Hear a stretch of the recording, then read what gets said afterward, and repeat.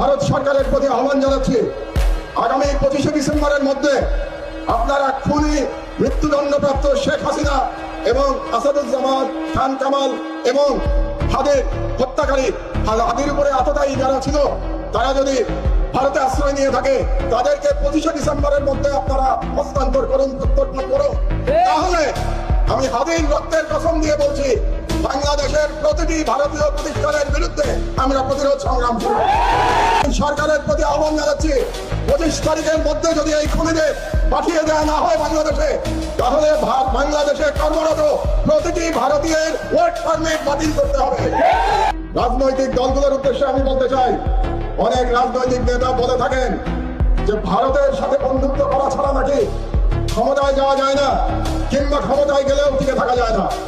ভারতের সাথে বন্ধুত্ব করে যদি ক্ষমতায় টিকে থাকা যেত, তাহলে শেখ হাসিনাকে পালিয়ে ভারতে আশ্রয় দিতে হতো না।